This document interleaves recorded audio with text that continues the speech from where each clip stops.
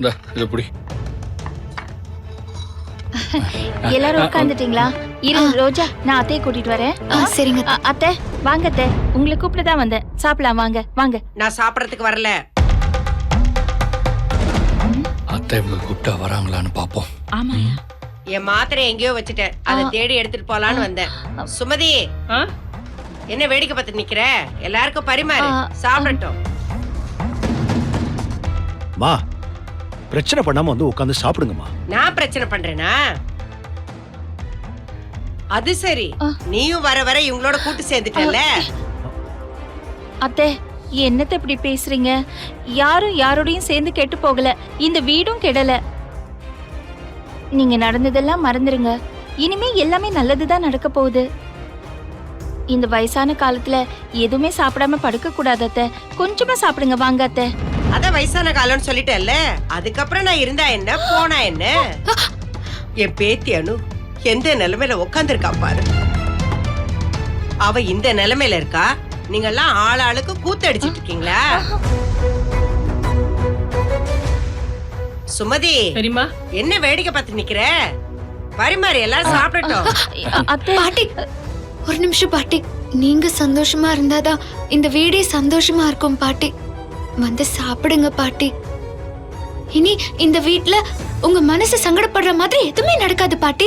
வந்து சாப்பிடுங்க பாட்டி. ஏய், அதான் நடக்க கூடாதெல்லாம் நடந்து முடிஞ்சிருச்சே, இதுக்கு மேல நடக்கிறதுக்கு என்ன இருக்கு? ஏய், முதல்ல நீ என்கிட்ட பேசக்கூடாதுன்னு சொல்லியிருக்கேன்ல, உன்னை பார்த்தாலே அப்படியே பத்திக்கிட்டு வருது. போடி, போ அந்த பக்கம். அத்தை ஏன் அத்தை இப்படி எல்லாம் பேசுறீங்க? ரோஜா பாவம் அத்தை. அவ எத்தனை நாளைக்கு தான் இதெல்லாம் தாங்கிப்பா? நாம தான் அத்தை அவளுக்கு எல்லாமா இருக்கணும். அவளை மட்டும் ஏன் அத்தை இப்படி வெறுப்பா பாக்குறீங்க? போதுமா? இப்படிதான் அர்ஜுன் கிட்டயும் ரோஜா கிட்டயும் என்ன பத்தி தப்பு தப்பா சொல்லி கொடுத்து எல்லாருக்கும் என்ன எதிரியா மாத்திட்டாங்க.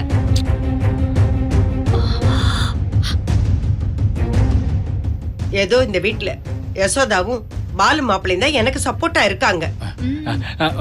அத்தை இந்த குடும்பம் பொறுத்த வரைக்கும் நீங்க தான் அத்தை தூணு. ஆமாமா, நானு திருமலை நாயக்கர் மகால் தூண் பாரு. உங்க எல்லாரையும் அப்படியே தாங்கி பிடிக்கிறதுக்கு. கிண்டலு.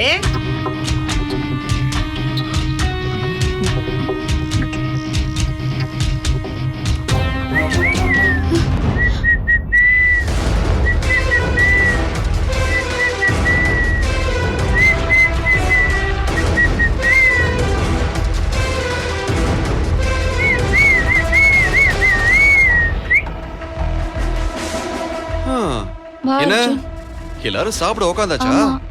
என்னம்மா இது? பாட்டி ஜெயிலுக்கு போயிட்டாங்களேன்னு நேத்தெல்லாம் நான் சாப்பிடாம இருந்தேன். இன்னைக்கு எல்லாரும் சாப்பிட உக்காந்துட்டீங்க. அர்ஜுன் போது நிறுத்து. ஏற்கனவே எங்க அம்மாக்கு மரியாதை தேயுது, இதுல நீ வேற அம்மாவை கலாய்க்கிற. எப்படி எங்க அம்மாவுக்காக நீ சாப்பிடாம இருந்தியா? வழக்கமா உன் பேக்ல ஒளிச்சு ஒளிச்சு இந்த பிரியாணி பீட்சான்னு உன் பொண்டாட்டிக்கு எடுத்துட்டு வருவியே, அந்த மாதிரி எடுத்துட்டு வந்து சாப்பிட்டுருப்ப. இதுல கதை விடுறியா? யசோ, உண்மை என்னன்னு தெரியாம பேசாத. அர்ஜுன் சார் பாவம், நேத்தெல்லாம் அவரு எதுவுமே சாப்பிடல. சொல்ல போனா அவரு பாட்டி மேல எவ்வளவு பாசம் வச்சிருக்காருன்னு நான் நேத்து தான் புரிஞ்சுக்கிட்டேன். ஓஹோ, அதை இன்னும் கொஞ்சம் கெடுக்கலான்னு பாக்குறியா? ஏற்கனவே முக்கால் வாசி கெடுத்துட்ட, இனி என்ன அதையும் கெடுத்துரு. பாட்டி இப்ப தேவையில்லாம பேசாதீங்க. நான் இப்போ ரொம்ப ஹாப்பி மூட்ல வந்திருக்கேன். சண்டை போடுற மூடு கொஞ்சம் கூட இல்ல. குல்ஃபி, உனக்கு ஒரு விஷயம் தெரியுமா?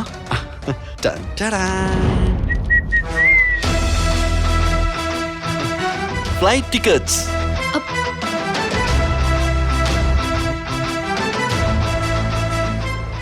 நாளைக்கு மறுநாள் நாம 2 பேரும் ஜாலியா ட்ரிப்புக்கு கிளம்புறோம்.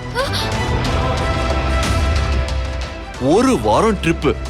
அதனாலதான் நான் டிக்கெட்டை முன்னாடியே ஷிஃப்ட் பண்ணி பிரிண்ட் பண்ணி கையோட வாங்கிட்டு வந்துட்டேன்.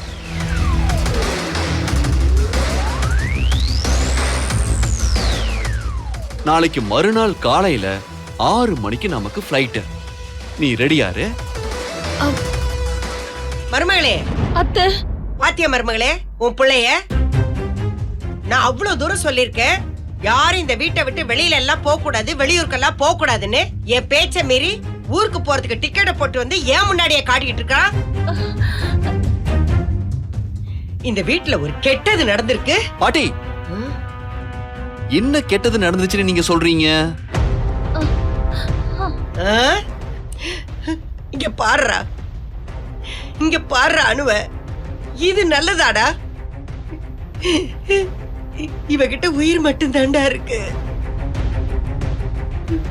இவளை சுத்தி என்ன நடக்குது ஏது நடக்குதுன்னு இவளுக்கு எதுவுமே தெரியலையே.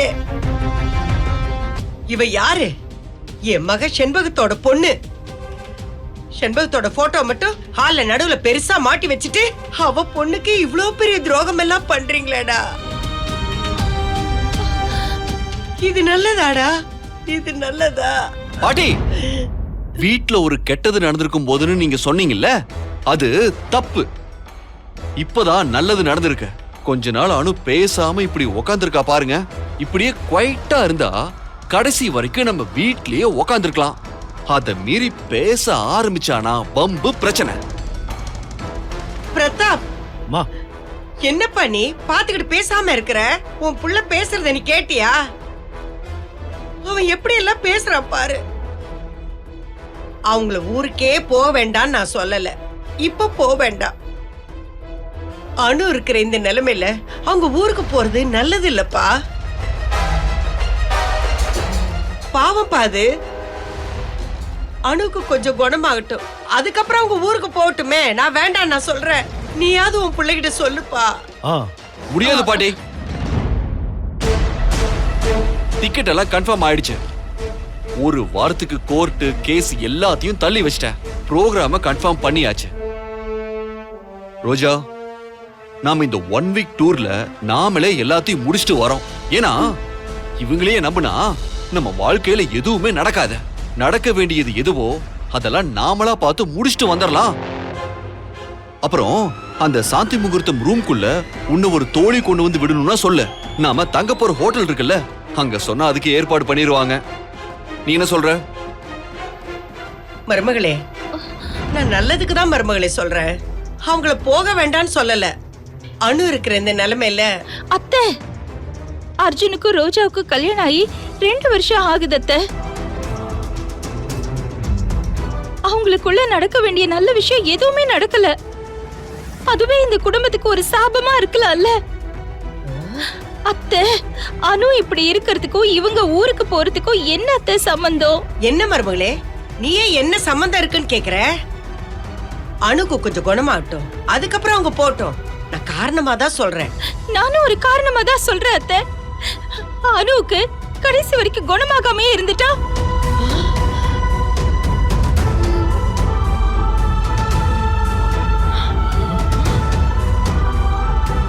கடைசி வரைக்கும் இப்படியே இருந்துட்டா என்ன பண்ணுவீங்க? மருமகளே,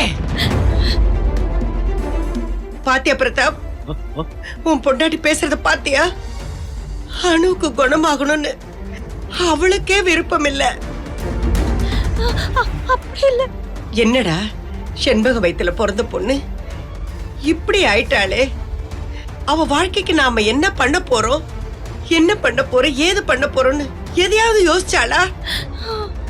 பாட்டி பாட்டி பாட்டி பாட்டி, செண்பகமத்த வயித்துல பிறந்த அணுவுக்கு என்ன நியாயம் செய்யணுமோ அதை என் அம்மா செஞ்சுக்கிட்டு தான் இருக்காங்க. உங்களாலதான் அதை புரிஞ்சுக்க முடியல. எனிவே பாட்டி, ரோஜா, நான் சாப்பிட்டேன், நீயும் சீக்கிரமா சாப்பிட்டு வந்து படு. ஏன்னா அடுத்த 1 வாரத்துக்கு நமக்கு ஹெவியா ஒர்க் இருக்கும். நாளைக்கு ஒரு நாள் நீ கம்ப்ளீட்டா ரெஸ்ட் எடுத்துட்டு கிளம்புற வழியே பாப்போம். சீக்கிரம் சாப்பிட்டு வா. ஓகே?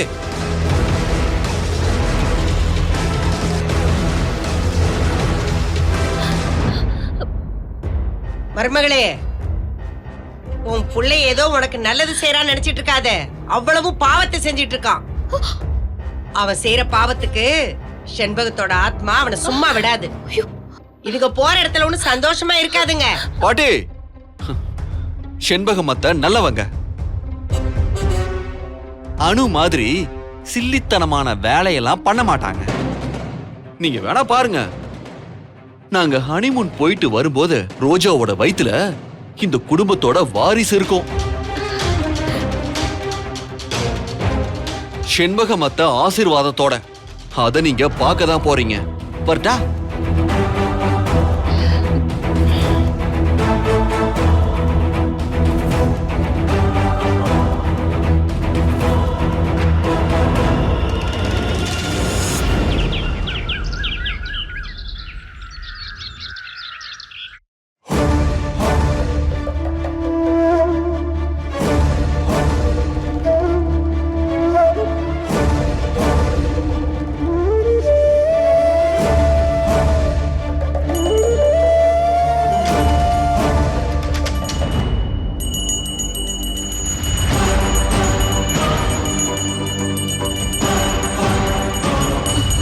அத்தை, அம்மா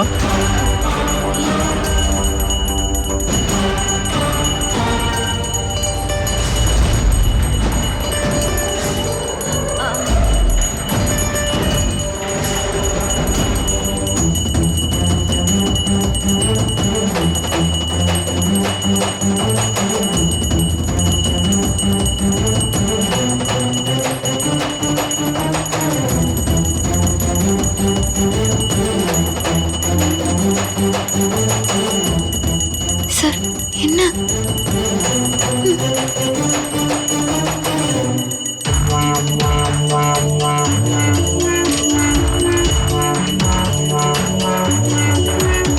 வாங்க மாப்பிள்ள. என்ன மிஸ்டர் டைகர் மாணிக்கம், பாட்டி இங்க மணி அடிக்கிறது உங்க வீட்டுக்கு கேட்டுருச்சா? கரெக்ட் டைமுக்கு ஆஜராயிருக்கீங்க. ஏய் ஏய், அவர் யாருன்னு நினைச்ச? இந்த வீட்டு மாப்பிள்ள. அவரை நீ திரும்ப திரும்ப அவமானப்படுத்திக்கிட்டே இருக்க. அத்தை, யாரும் என்ன அவமானப்படுத்த முடியாது. ஆமாமா, அத அவரே பண்ணிப்பாரு. அர்ஜுன் கொஞ்சம் சும்மா இருக்கியா? அம்மா ஏதோ சொல்லணும்னு நினைக்கிறாங்க. அது பாட்டி என்ன சொல்ல போறாங்கன்னு ஓரளவுக்கு எனக்கு தெரியும்பா. சொல்ல வந்த விஷயத்த பாட்டியே சொல்லட்டும். இத பாரு அர்ஜுன், என் பேத்தி அணுவை காப்பாத்துற நிலைமையில நான் இருக்கேன். என் மக செண்பகம் அவ ஆவியா இருந்து நம்ம எல்லாரையும் பாத்துக்கிட்டு தான் இருக்கா. என்ன பொறுத்த வரைக்கும் அவ இறந்ததாவே எனக்கு தோணல. தினமும் எனக்கு கனவுல வந்துகிட்டே இருக்கா. அவ வந்து என் மகளை இப்படி வீல் சேர்ல உட்கார வச்சிட்டீங்களேன்னு என்ன கேக்குறதுக்கு முன்னாடி நான் அவளை காப்பாத்தி ஆகணும்.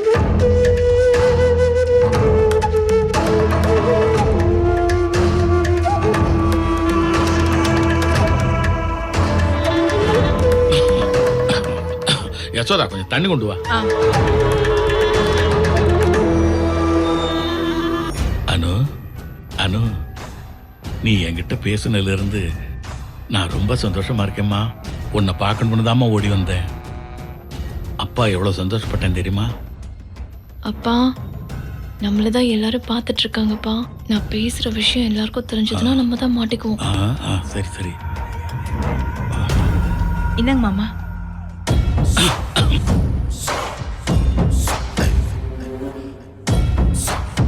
அம்மா இப்ப என்ன ஆச்சுமா?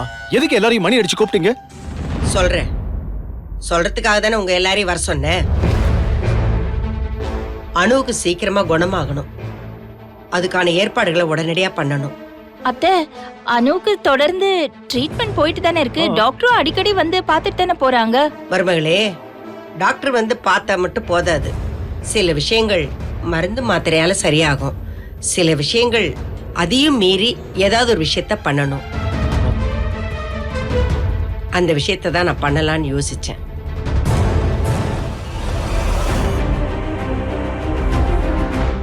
என்ன பண்றது? சேர்க்க கூடாதவங்க எல்லாம் வீட்டுக்குள்ள சேர்த்ததுனால நாம தானே கஷ்டத்தை அனுபவிச்சாகணும். பாவம் என் பேத்தி அனு பேச்சு மூச்சு இல்லாம உட்கார்ந்துருக்காளே. பாட்டி, மூச்சு இருக்கு பாட்டி. மூச்சு இல்லனா எப்பவோ மேல போய் சேர்ந்திருப்பா. டேய், இந்த நக்கல் நையாண்டி பேச்செல்லாம் என்கிட்ட வச்சுக்காத.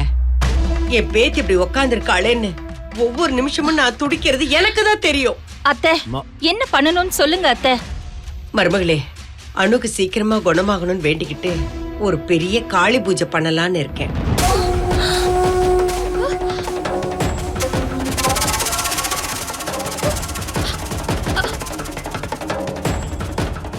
காளி பூஜையா? ஆமா மருமகளே, காளி பூஜை பண்ற அம்மாவை எனக்கு தெரியும். அவங்கள நான் சமீபத்துல தான் பார்த்தேன்.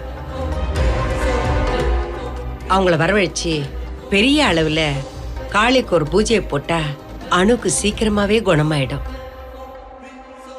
அவளை தீண்டின சக்தியை முறியடிச்சா அவ பழைய நிலைமைக்கு வந்துருவான்னு அந்த அம்மா சொன்னாங்க. அத்த மெடிக்கல் ரீதியா அவளுக்கு இப்ப நம்ம ட்ரீட்மெண்ட் பண்ணிக்கிட்டு இருக்கோம். இந்த காளி பூஜையெல்லாம் பண்றது எனக்கு பரவாயில்லையே, மாணிக்கம் அங்கிளே கொஞ்சம் அறிவுபூர்வமா பேச ஆரம்பிச்சிட்டாரு. அணு மேல இருக்க பாசத்தால பாட்டி தான் முட்டாள்தனமா மூட நம்பிக்கையோட பேசிட்டு இருக்காங்கன்னு நினைச்சேன். மாணிக்கம் அங்கிள் கொஞ்சம் ஃபார்வர்டா திங்க் பண்ண ஆரம்பிச்சிட்டாரு. என் மேல சந்தேகம் வரக்கூடாதுன்னு தான் நான் இப்படி பேசினேன் அர்ஜுன். அத்தை செய்யறதெல்லாம் உனக்கும் ரோஜாவுக்கு எதிரானதுன்னு எனக்கு நல்லாவே தெரியும். இந்த பூஜை நடக்கணும். அத்தை, இந்த பூஜை பண்றதுல எந்த ஆட்சேபனையும் இல்ல அத்தை. உனக்கு ஆட்சேபனையா இல்லையா நான் கேட்கல. நான் இந்த பூஜையை பண்ண போறேன்னு சொன்னேன். பூஜை பண்றது, கோயிலுக்கு போறது இதெல்லாம் இயற்கை தானே. அதுவும் நாம சாமி கும்பிட்டுட்டே தானே இருக்கோம். ஆனா நீங்க புதுசா ஏதோ காளி பூஜை என்ன பண்றது மருமகளே? சின்ன சின்ன கேஸா இருந்தா உன் புள்ள அர்ஜுன் மாதிரி வக்கீல பார்க்கலாம். பெரிய கேஸா இருந்தா மாணிக்க மாப்பிள்ள மாதிரி வக்கீல தானே பார்க்கணும்.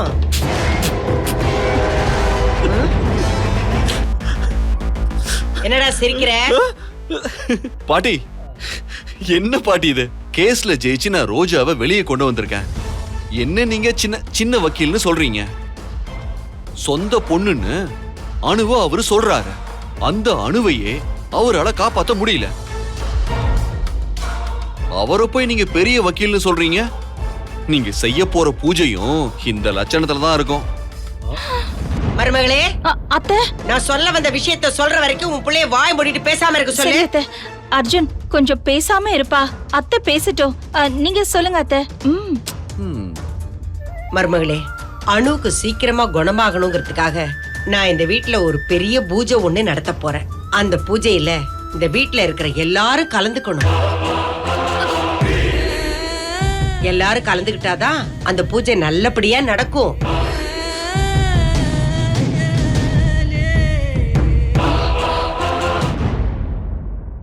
ரோஜா, பாட்டி அங்க சுத்தி இங்க சுத்தி எங்க வராங்கன்னு புரியுதா? நாம 2 நாள்ல டூருக்கு பிளான் பண்ணோம்ல, அதுக்கு ஆப்பு வைப்பாங்க பாரு. மருமகளே, குறிப்பா நான் சொல்றது அர்ஜுனும் ரோஜாவும் வீட்ல தான் இருக்கணும்.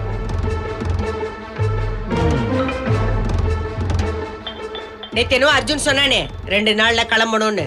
அதையெல்லாம் கொஞ்ச நாளைக்கு தள்ளி வச்சுக்க சொல்லு. நான் சொன்ன பாத்தியா? எனக்கு தெரியும்.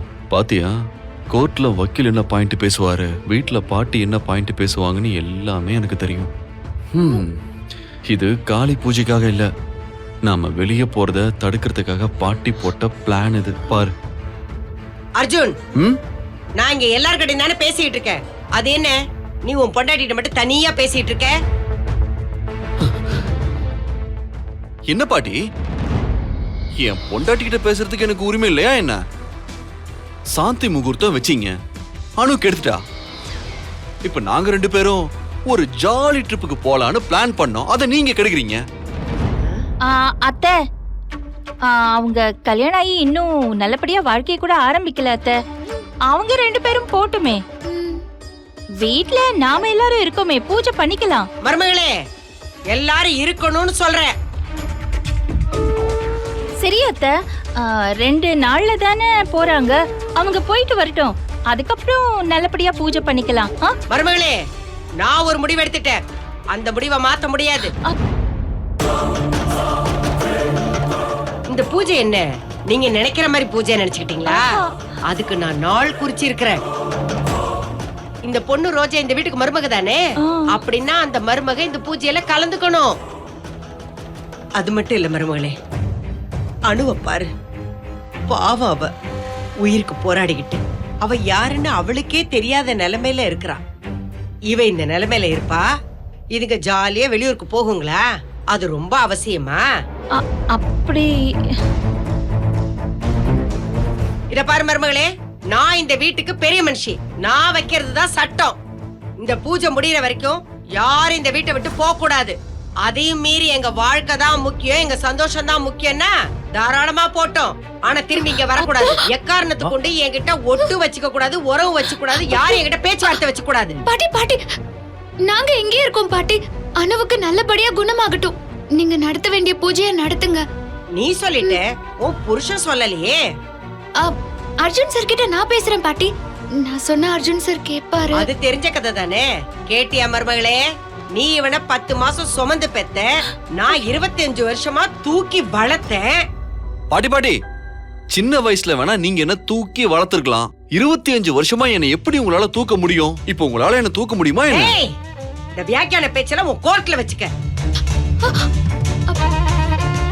எல்லா சக்தியும் அடக்கிறதுக்காக தான் பெரிய சக்தியை இறக்குறேன். இந்த பூஜை சிறப்பா நடந்து முடிஞ்சதும் என் பேத்தி அணு கொஞ்சம் கொஞ்சமா குணமாயிடுவா. இந்த வீட்டுல இருக்கிற துர்சக்தியும் வெளியே ஓடிடும். நல்லா இருக்கிறவள குணமாக்க காளி பூஜையா நடத்துங்க. எவ்வளவு தூரம் போறீங்கன்னு நானும் பார்க்கறேன். இந்த வீடியோ உங்களுக்கு பிடிச்சிருந்தா லைக் பண்ணுங்க, ஷேர் பண்ணுங்க, கமெண்ட் பண்ணுங்க அண்ட் மறக்காம Saregama TV shows Tamil subscribe பண்ணுங்க.